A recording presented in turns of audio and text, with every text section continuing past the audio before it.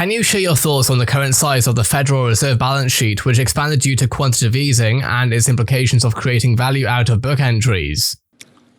Well, I don't think the Federal Reserve is the problem, and I think they can't solve the fiscal problem. I do not worry about the Federal Reserve, and I think it's fulfilling the functions for which it was established. I probably would not have been. They have two objectives, and I would not have been one probably that would have changed the inflation objective to 2% a year from zero. I think that I think that if you tell your people that you're shooting to depreciate your currency at 2% a year, that has a lot of implications, although it feels good to a lot of people. A lot of people want a little inflation, but nobody wants a lot of inflation, except somebody that's got a lot of debts. And I do not worry about the Federal Reserve balance sheet. I enjoy looking at it, and the numbers are big. I always like big numbers, but it is not. It's interesting. One of the most interesting figures to me is currency in circulation. I mean, it is gone. They were saying cash is trash back in 2007 and 8, and all of that cash is going to disappear. Well, if you look at the Federal Reserve balance sheet, it's gone from $800 billion to $2.2 trillion.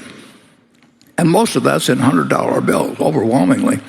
And if you figure it out, I think there's about 50 $100 bills per person, babies, everybody in the United States. And I would really like to know where all of that is. I mean, nobody's hoarding euro dollars, in South America or Africa or wherever. And the demand for currency now, it's some of it maybe used to be subtle drug dealers' activities and all of that. But anybody who thinks cash is trash ought to look at the Federal Reserve balance sheet, and actually you can look at how many $5 bills and $2 bills and ones and all that, and the action has been in $100 bills. I mean, it is just astounding the way that $100 bills have spread, and of course I don't know where they are, and I don't think the Fed can know exactly, but they probably make a lot better guess than I could. But I do know it's happened, and you can watch it every week, and you'll watch currency in circulation probably grow a little bit, and believe me, cash is not trash. Charlie? Well, I don't know where we're headed with all of this.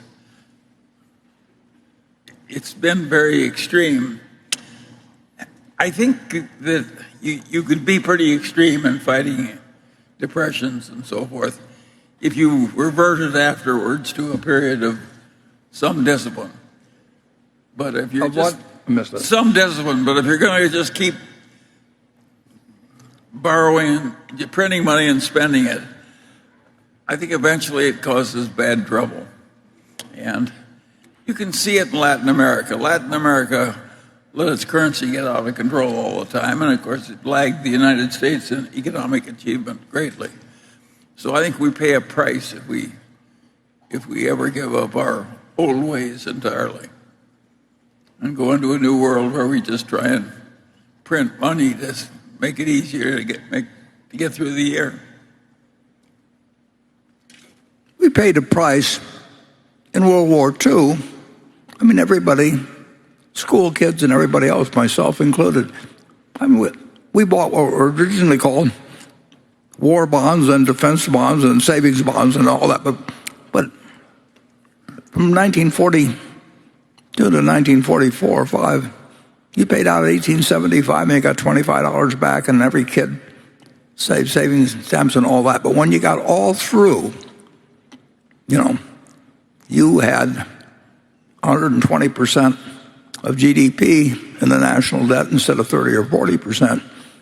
And we had a lot of inflation subsequently, a lot. So the people that bought those bonds in support of the war had a portion of their purchasing power taken away from them. Well, there wasn't anything wrong with that particularly, but when a country gets in the habit of doing that, I think it's tough to figure out where the breaking point is with society, but I don't think you want to come anywhere close to it. Yeah, but it's also tough to have a mass of people unemployed. That's the tension. Yeah. Well, that's why the Fed has two objectives in terms of employment and inflation, but they are not the ones that create the deficits. And so far, the system has worked pretty well. Although, like I say, it's been so far the man who's jumped off a tall building. Yeah, is all right until he hits the ground. Yeah. Well, but there could be ways we can stop now at the third floor or the sixth floor. We don't know what floor it is, but we know it isn't having hit the ground. But the question, politically, it's very, very, very tempting to vote appropriations, and it's not fun to vote taxes. And Russell Long, head of the Senate Finance Committee, they got a building named after him now. He said, don't tax you, don't tax me, tax that guy behind the tree. And basically, that is the attitude of, it's the reality of what is useful in politics. And so far, this country's managed to work very well with a lot of things that could theoretically cause a lot of problems, but it doesn't guarantee us the future on it. And being the reserve currency lets us do a lot of things, but it also creates a lot of consequences if we screw it up. Charlie? Well, we're beating a subject to death, but it is a problem.